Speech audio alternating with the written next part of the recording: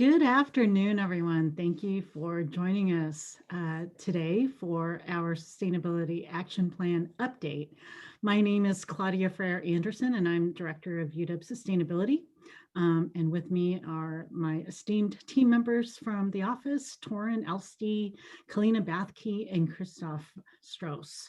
And also moderating is Damon Eklund.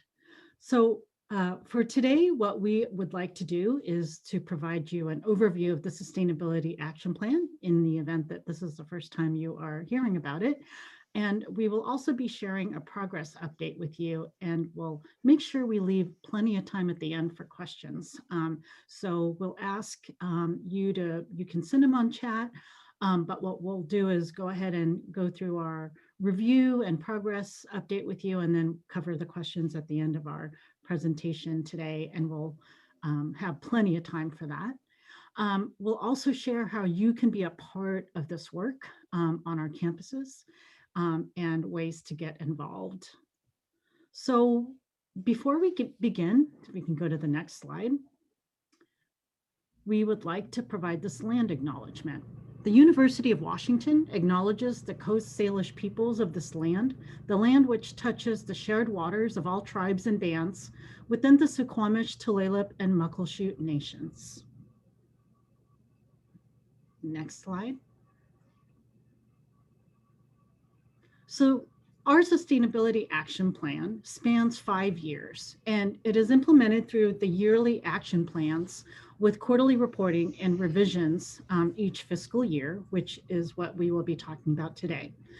The plan was developed inclusively with input from our 3 campuses, medical centers, and self-sustaining auxiliary units. And it includes 5 guiding principles that I'll get to in a moment, with 10 targets, and within those 10 targets, 25 annual actions. Our process for developing these particular principles and targets began with a review of our tri-campus sustainability reporting called STARS, which stands for the Sustainability Tracking Assessment and Rating System that's provided by the national nonprofit ASHE.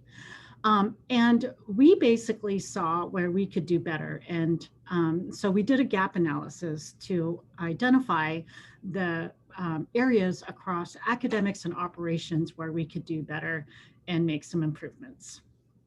Next slide. Our guiding principles are these 5 key ones that really cover the breadth of both the learning aspect, our research, and operations. So starting with keeping equity and inclusion at the center. This is actually, it flows throughout our implementation and steps as we have been implementing it for now midway through the first year of the plan, and we'll continue on with our updates annually. Ensuring students achieve sustainability literacy is central to our educational mission. And we want to ensure that students develop a holistic worldview that is interdisciplinary. Choosing our research conscientiously speaks to the importance of integrating sustainability and equity into the research ethos of the university that fosters a more responsible and equitable outcome locally and globally. Using our resources responsibly is necessary to reduce our energy, waste, and water consumption on our campuses. And it's central to minimizing our footprint and very key to reducing our environmental impact. And then finally, decarbonizing.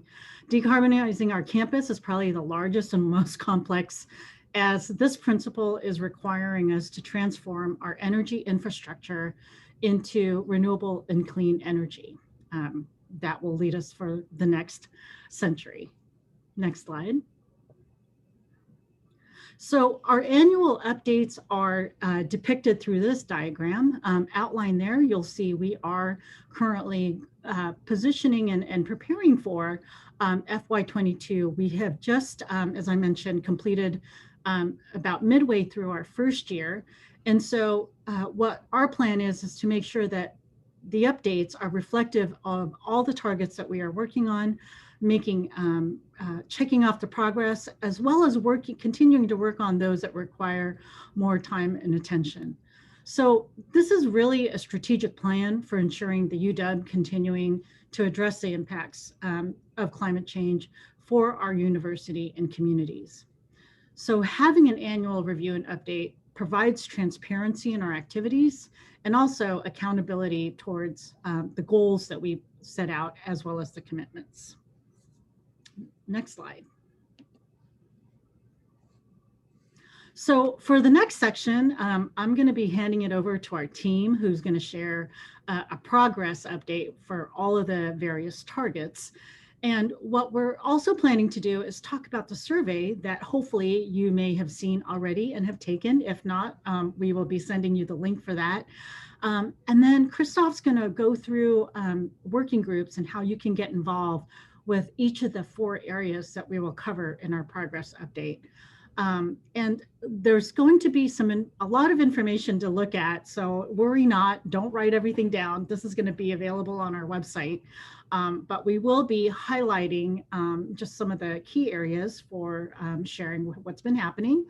And then we'll be able to have specific time at the end for questions, any of the targets that you have questions on. So with that, I will go ahead and hand it over to Torin, who's going to be sharing a progress update on the first set of targets. Great. Thank you so much, Claudia. And thank you for the outline of the plan. It's great for everyone to know kind of how it came about and the history. Thank you everyone for being here. I'm Torin Elsteed, the program specialist for the Sustainability Office at UW Seattle. So I will be outlining targets 1, 2, and 3 today.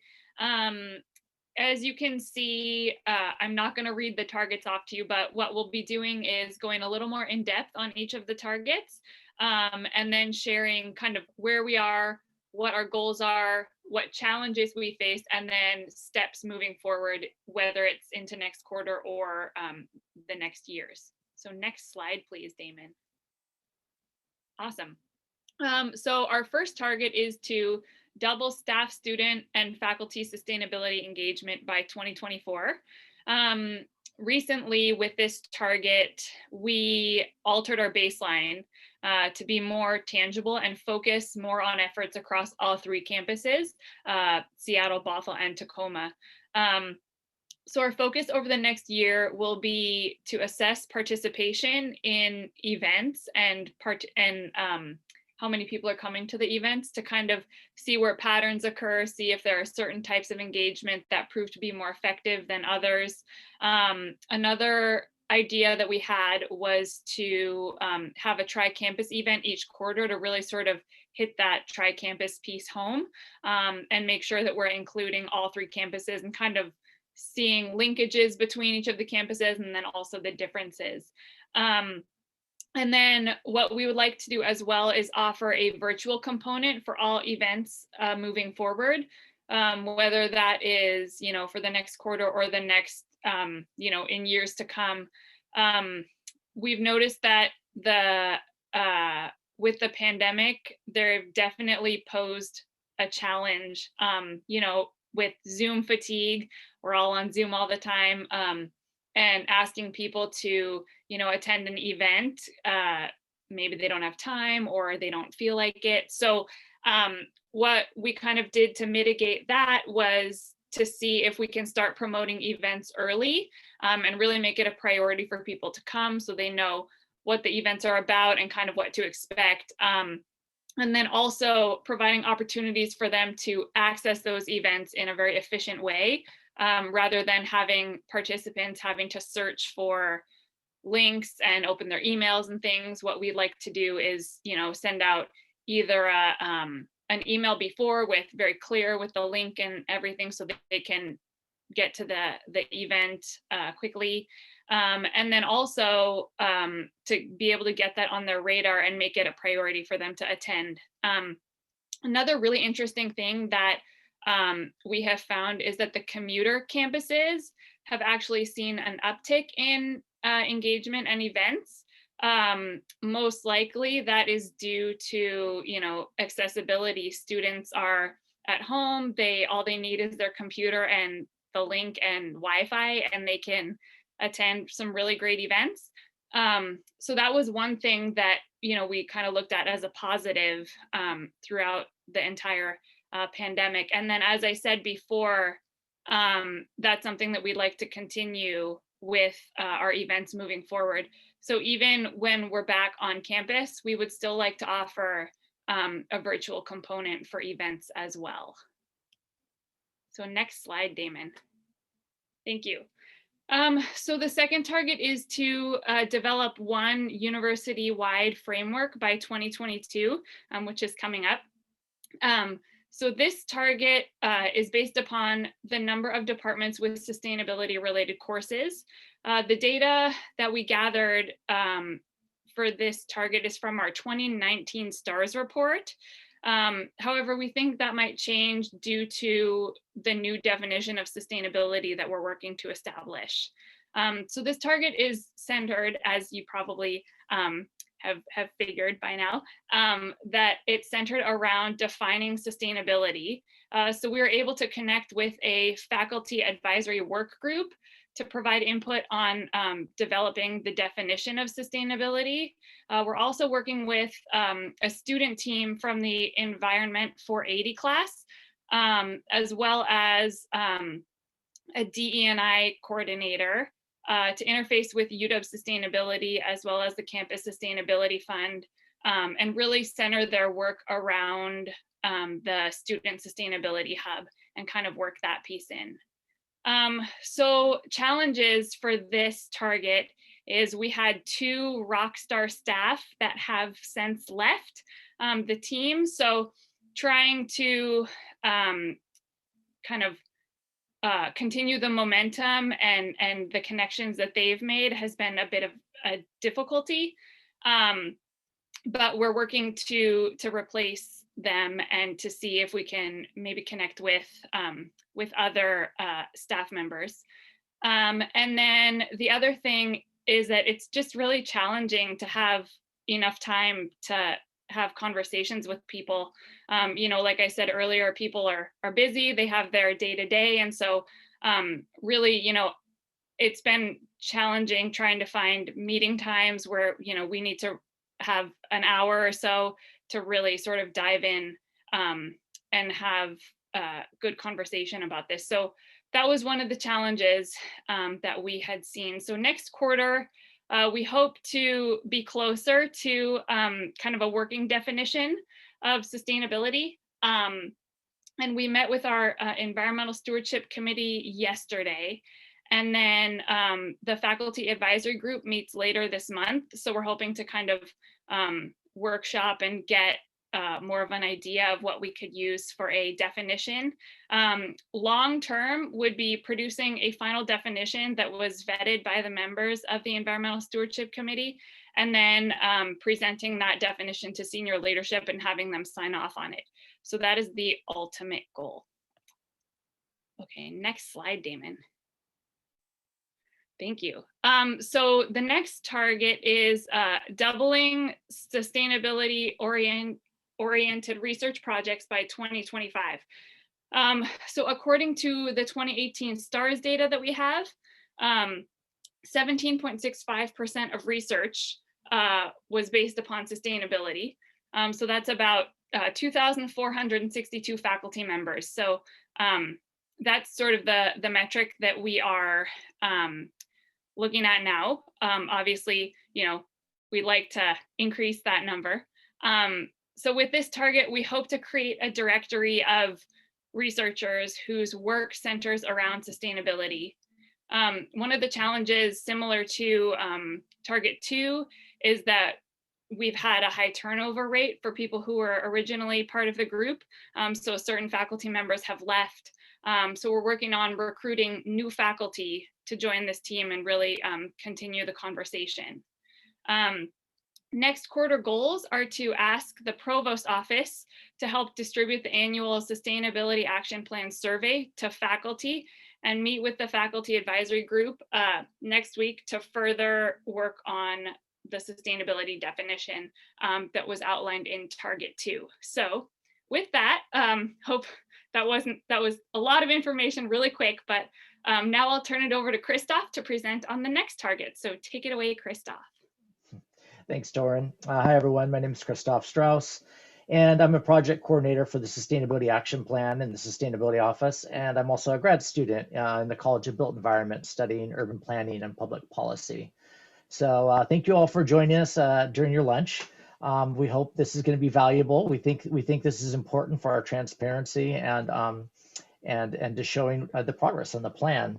So I'm going to be focused on targets 4, 6, and 9, procurement, food, and waste.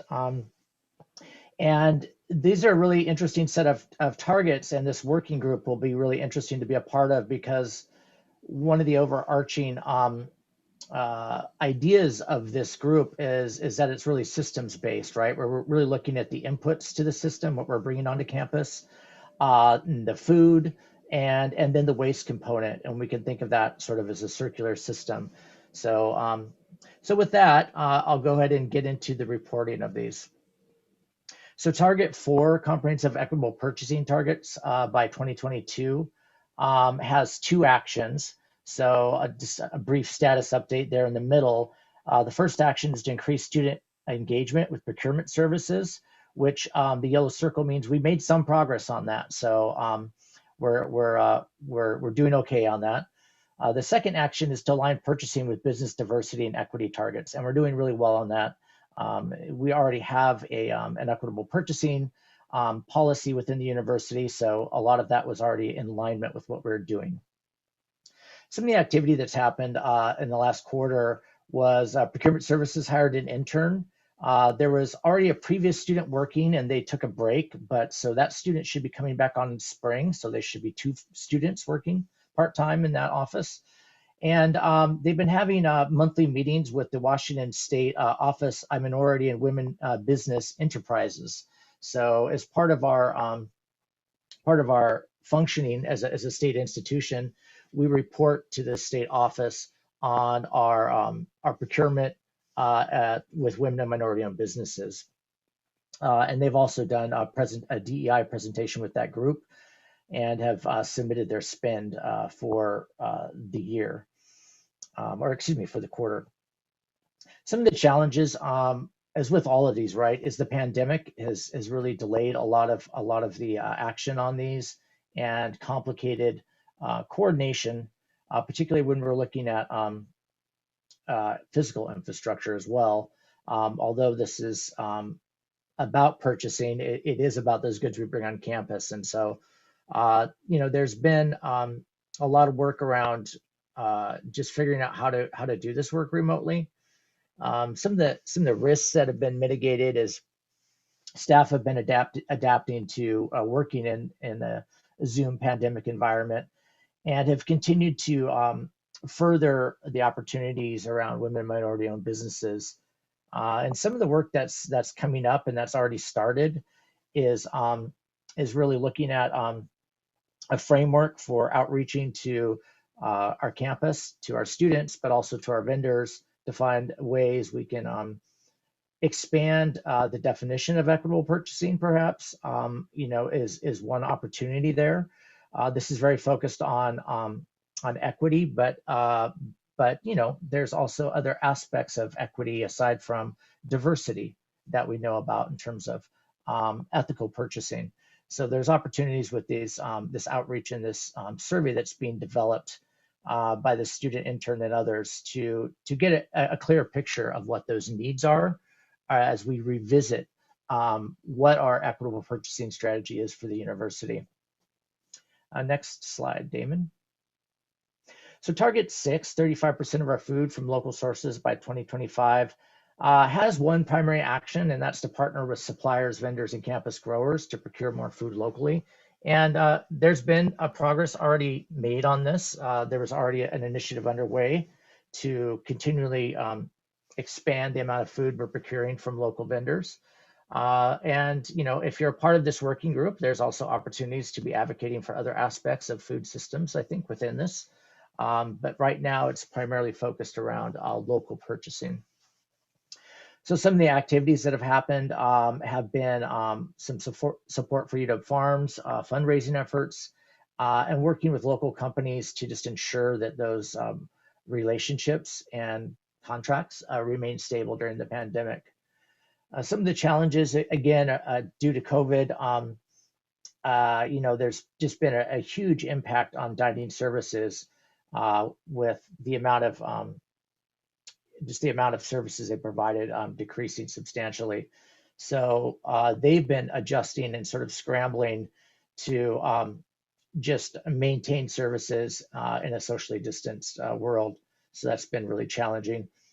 And that's been some of the risks that they've been mitigating, focusing on making sure that they maintaining their relationships with their vendors while also providing high quality services to all the dining halls throughout the campus, and looking at ways that they can streamline that system. So some of the actions that are going to be happening next quarter is they're going to be obviously supporting these relationships with the vendors, but it's an opportunity to also really find out from students and others what can be improved with UW dining. Now that we've been in a pandemic mode, there's some reevaluation that's happening. And there's also opportunities for students and staff who really use these facilities to provide input on how it can be streamlined and improved. Next slide, Damon. So Target 9, 10% less solid waste by 2025 has two actions. Action 1 is to divert compostable waste from landfill and recycling. We're making progress on that. And Action 2 is to implement low waste campus kitchens. And the reason for that action particularly is because the majority of our waste comes from housing and food services and from our kitchens in particular. So some of the actions that have activity that have happened recently is upgrading the waste infrastructure in a number of the buildings, working with UW-Seed to get more compostable and recycling bins and signage in the campus residence halls. And there's been some collaboration with some of the environmental classes and nutrition classes. There's a survey that's being developed to track overproduction and purchasing. And there's been a really concerted effort of food recovery and an excellent job of doing that in conjunction with the food pantry. Some of the challenges have just been really around, again, the pandemic and working within some of the different buildings. Some of them have been closed, working with custodial staff to have access and just to change. There's just been a whole, obviously, change of operations happening because of the pandemic. So it's just really created a lot of impacts on housing and food services, dining, and custodial staff in all of those facilities. So there's been with the pivot to remote learning and remote working and less occupants in the buildings, there's been a lot of evaluation of how we can continue to provide these services during the pandemic, but also ways that that's going to continue as we begin to reopen to mitigate some of these risks. Next quarter, there'll be updated infrastructure and 8 of the buildings, actually more than that. And there's a student intern also working with waste. They're being sponsored through this program to do a full assessment of UW's waste and a tracking of that. So that's going to be some fresh data we're going to have. And although it'll be taken during the pandemic, it's going to also be looking retroactively backwards as well, and figuring out ways that can be streamlined moving forward as well. So with that, I'll turn it over to Kalina, who's going to go over targets 5 and 7. Hi everyone, I'm Kalina Bathke. I am the program assistant for the Office of Sustainability on Seattle's campus. I am also a grad student. I am in the Evans School for Public Administration. So super fun with that. But similar to a lot of the other ones, these two targets are going to be focusing more so on decarbonization and using resources. So like what Torin was saying earlier, these two targets have a lot to do with informing the population and engaging with others to make other people understand what carbon offsets are and how to reduce our carbon footprint, and what other resources are available to become more sustainable and create a better environment. So Damon, if you want to go to the next slide. So target 5 is a 5% lower emissions from professional travel by 2025. So far, we're doing really great progress on this target, just for the fact that we're all at home right now. Everything's online. And so not too many people are traveling and doing this professional business, university educational travel as they used to. So as of right now, we're really greatly on track for this. But we do need to pivot and make sure that we're understanding what it's going to look like next year. Hopefully, once everything's back to normal and travel resumes as normal. But that kind of goes with one of our challenges. COVID has done a lot to us, but we also don't really have the data that we need. So that makes it really tricky to really establish this baseline metric. As data is, we're still processing it, it's complex and often cumbersome. So we're trying to be patient with that, but understanding that there's a lot of good data out there and it'll be useful. In general, with this target, we've made a lot of great progress, as I mentioned. One of the big things that we've done is we've been working with Ag Commodities and Evergreen Carbon to look at different carbon offset programs to see what we can introduce to our university and how this would look for us. In addition, we've been working on creating a master contract. And as you see on this slide, this is proposed to be done by the end of the year, so at the end of 2020. And we're happy to announce that we do have a master contract agreement that we've finalized, and we're still working on little finishing touches, but we're there. And then from that, we've been starting to develop a carbon offset policy. This is for the university, so people understand which carbon offsets are best used for the university, and what they contain and what they're going to do forward. Like in other targets, we're also working with the Environmental 480 class. We have a group of students who are looking at different carbon offsets, different projects that would be helpful for our university to move forward and with this target in general. They also have a survey going out, which would be very beneficial for you guys all to take part of, so we can get your input on of like what carbon offsets you'd prefer this university to be using. Excuse me. And some of our risks that we have is carbon offset prices are going up. This is becoming a more popular demand of a commodity. More people are getting interested in carbon offsets and understanding what that is. So it's something we have to be wary of. It's just that these prices might go up as we're developing this. As we continue to go through this quarter and the next quarter and through the next plan, is to continue to develop that carbon offset policy and work with our internal work group of different faculty and staff and students to develop this policy correctly, making sure that the university is aligned with our goals, or our goals are aligned with the university goals, excuse me. And then continuing to complete that master contract agreement and getting everything on board and ready to go. So our next action plan will be a little bit more inclusive of what we've already done. So Damon, if you want to go on to the next slide. So then target 7 is 12% or less of commutes are single occupancy by 2028. As of right now, we're at an 18.2% as of 2019. So we're doing really great. And I'm almost certain this rate has gone down just with the fact of COVID. That's kind of a lot of these future targets that we're gonna be looking at. 8 and 10 will kind of have these similar models that we're doing a lot of really great work. Because of COVID, we're able to get into areas that we didn't expect to earlier and hit targets a lot quicker. But then again, this is still having to do with informing the rest of the public of how are these services offered and where are they informed. Excuse me. So with this target, they've conducted a needs assessment of different, and understand the different motivations and barriers that it takes to get from point A to point B. But the impact of COVID-19 has really changed this travel behavior. And so that's something that we've been taking into account.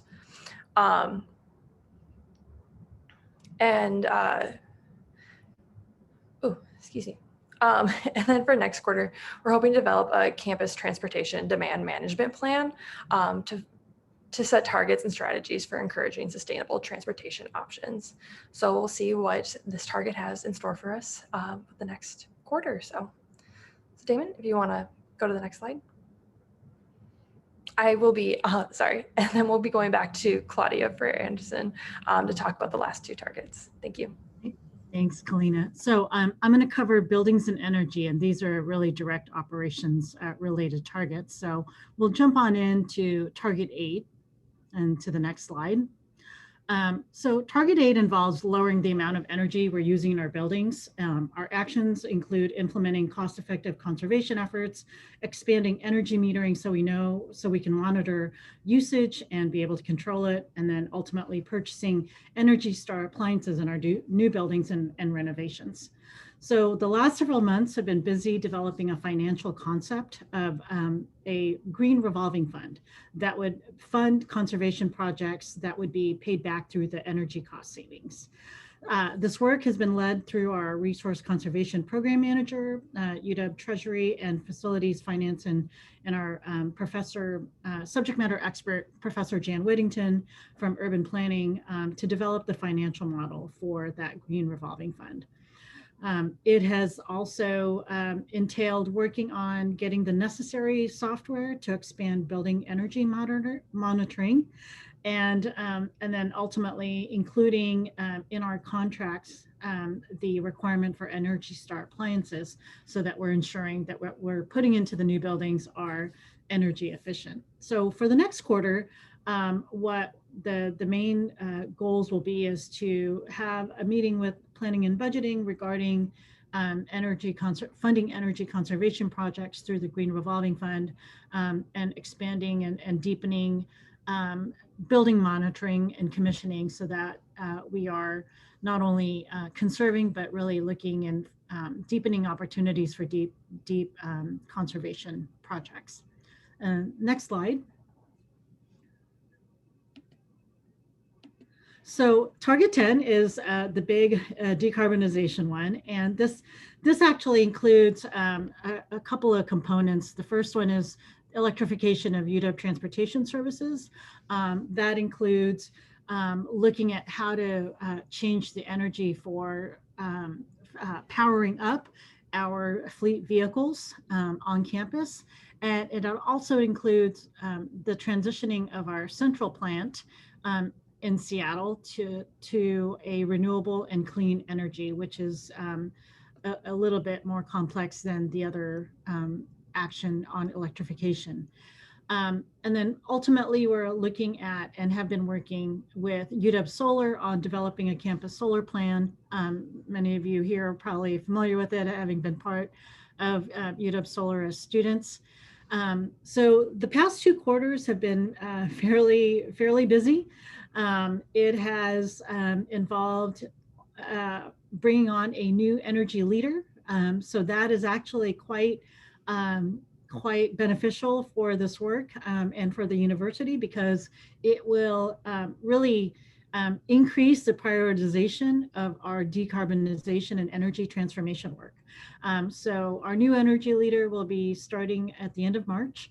And our office will be working very closely once he comes on board.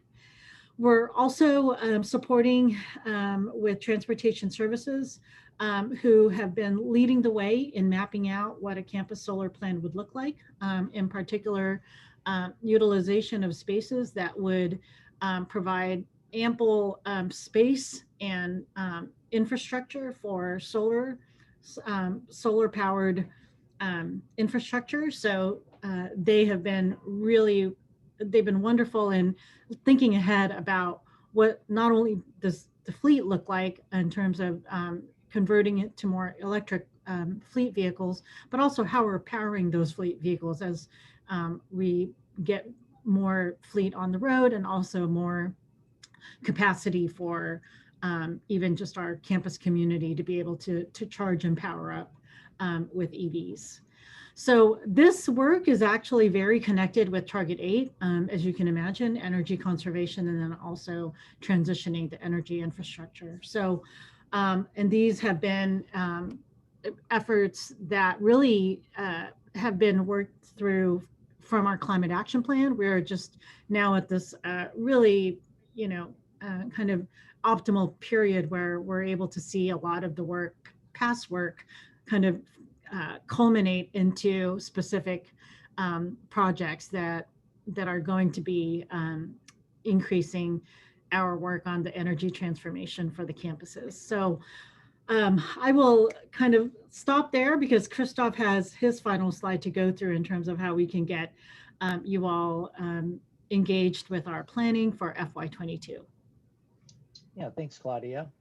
Yeah, so as you've seen, this is an update of the Sustainability Action Plan, and every year at this time, we begin the process of reviewing our progress on the plan and preparing for the next fiscal year action plan. And this is where we want your involvement. So we really hope that you or your colleagues or classmates will consider getting involved in the spring quarter planning process. During the spring quarter, we're going to have a kickoff meeting towards the end of March, the beginning of April, and we will be having 4 different work groups based around the targets that you just were that we were just reporting on. And then those working groups will be led by the action owners from various departments in our team across the university, and we'll be joined by faculty and staff and students from the university who are interested in contributing to developing and to reviewing those actions and targets and to developing the next year's fiscal action plan. So we hope you'll get involved.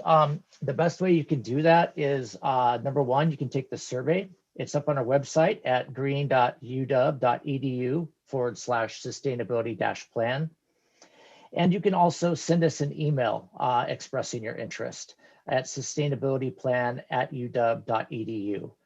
Within the survey, there's a little an item you can respond to that just asks you to enter your email, and then we'll be responding to you after that to discuss your involvement in the spring with one of the work groups. So again, we really hope you'll get involved, and if also spread the word. If you know of others who you think would be subject matter experts or have research that relates to this, we really encourage you to help us reach out to them. It's a really difficult task, particularly during COVID, to connect with everyone around the university. You'd think it'd be easier, but it's harder, right? Because everyone's bandwidth is narrowed with all this Zoom time and all these emails. So we're really hoping that you'll get involved and you'll share this with others. So with that, I'll turn it back over to Claudia. I think we're going to wrap it up and open it up to Q&A here. Yeah, thank you all. I'd like to thank Torin, Colleen, and Christoph for their reporting out on the progress. Our action leads have been identified in the reports that you just saw. So they are the subject matter experts who are the action owners, if you will, and are really leading the way for the work on the day-to-day work for the plan implementation. So we thank them as well, and clearly this would not be possible without their leadership and also dedication and continuing to move forward on our plan.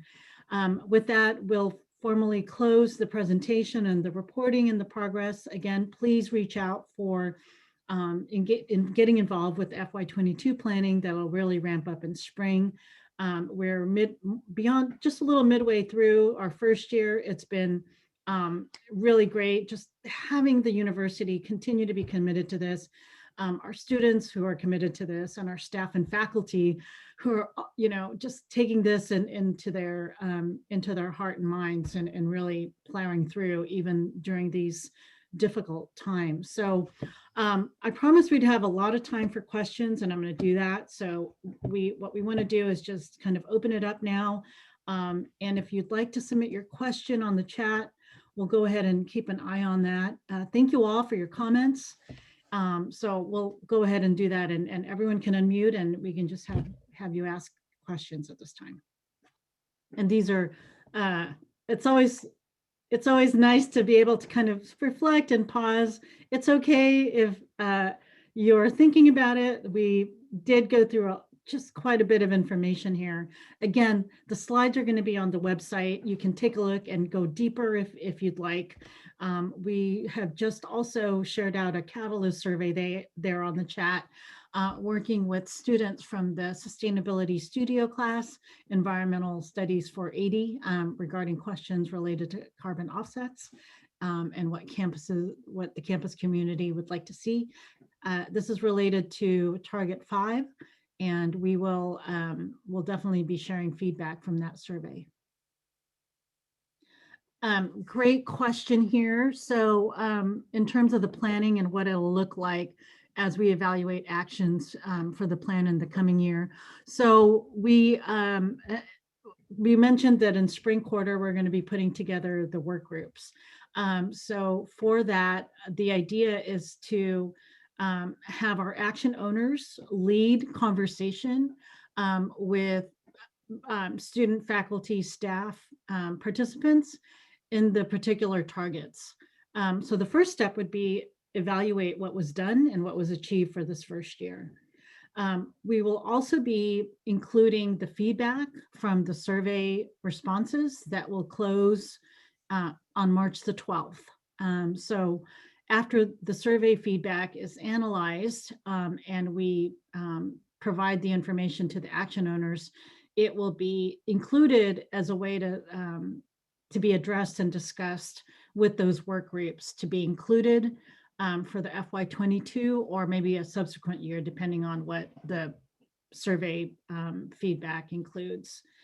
And that will really take the most of the April and May timeframe, so that we have June and July to have reviews and edits, and then reviews again, and then final editorials, so that it's published by July 1st, which is going to be the fiscal year 2022 for the university. So.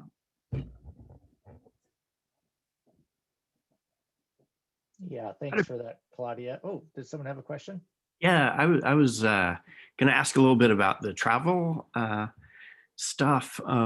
It seems like just coming from the faculty perspective, like my colleagues' carbon footprints are so high, right, from traveling everywhere. And just thinking about ways, given that we've had the Zoom everything lately, right, of really making big cultural shifts among the faculty to not travel so much, right? I found it really interesting what y'all said about that actually more folks at Bothell and Tacoma are participating in things, given that the events have been online. I was wondering if you could maybe expand a little on how that's happened and whether we could translate any of that into a, culture shift on the university-wide travel, ability for virtual seminars. Thanks. Thank you, Dargan. Torin, would you like to take that for the engagement? Yeah, for sure. That's a great question. It's hard to say, I think, because pre-pandemic, I think people were, just kind of used to the routine of traveling and going to conferences and whatnot. But now that we are unable to do that, it's the access to virtual events and conferences and things like that has been really amazing. I can say that we last week we just had a Washington and Oregon Higher Education Sustainability Conference, and that was all done in a virtual format, and they had probably twice as many participants as they've had in years past. They saw that participation was really, really good, and it was just because people didn't have to travel. It was a lot more accessible for them. They could, didn't have to take a week off of work and book a flight and hotel and things like that. So I think that, and Kalina might be able to speak more to the specifics of, what that would look like at UW. But I think that, department by department, if we could really kind of, change standards for that, and that would be really interesting, because with UW Seattle, or excuse me, UW Bothell and Tacoma, they don't have as many students living on campus, and so events for them if students are, in class until 3 o'clock, they, want to go home and, get on with their day, start studying, things like that. And if there's an event at, 5:30, that's a long time to ask them to, wait on campus. But now they can just go on their computer and participate in the event. So it's from that respect and from an access standpoint, it's been really, really great. Yeah, that's great. Thanks. Appreciate it. Damon also shared a link there. Hopefully everyone can see that. It is a link to the professional travel page for the plan. It includes some resources that we've gathered and have compiled through the years. I think you bring up a really wonderful opportunity to, to not only go back to normal and do what we did before the pandemic, but go, bring back better. So go back to a new normal, which is leveraging technology and really being mindful about ways to not travel unless we don't need to. So, we've certainly seen accessibility as just benefiting to a lot of people wanting to get information, but weren't able to because of time and cost, limitations. But now that we're able to do this really kind of from wherever we are, it's been a really good benefit. So I think that is certainly, hopefully, going to continue. And, with just how we're all doing our work, our research, our learning, because we really can see the difference. I mean, we definitely saw that here, even in our air quality, even at the onset of the pandemic. So really good question.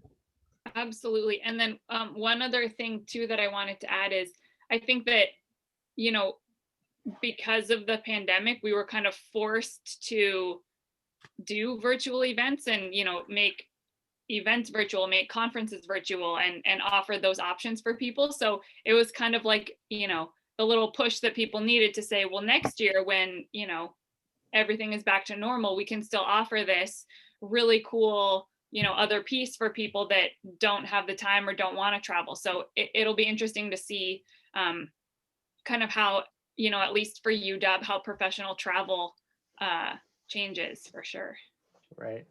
And I just add, and maybe Kalina, you could add a little more context to this, but I think that piece, that the value add there is now for, virtual events, but then also us having in place a new offsets program. And perhaps with that, there'll be, some nudges towards behavior change, right? I think that's the intent with that, obviously.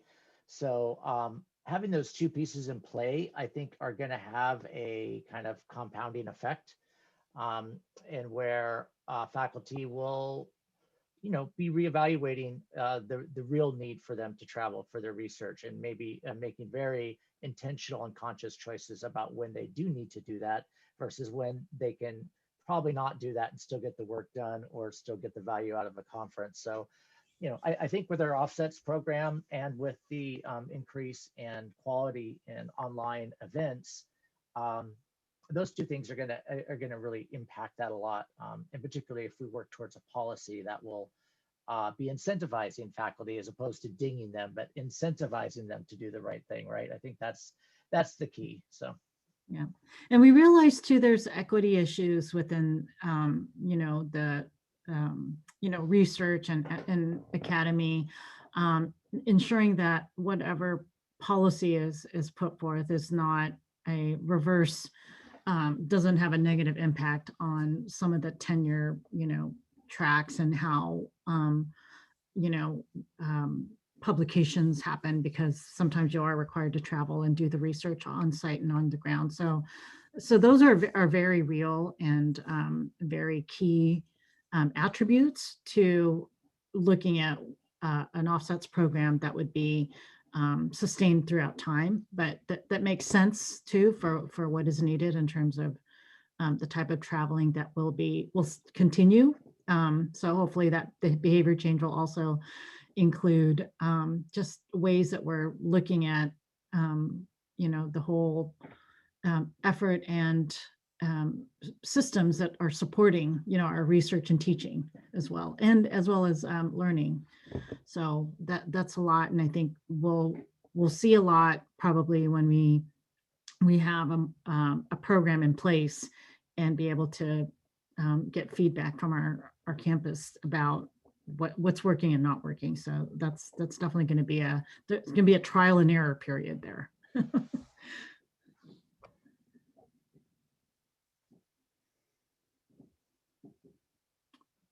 Well, this has been really a wonderful way to just hear and see from you, from our campuses.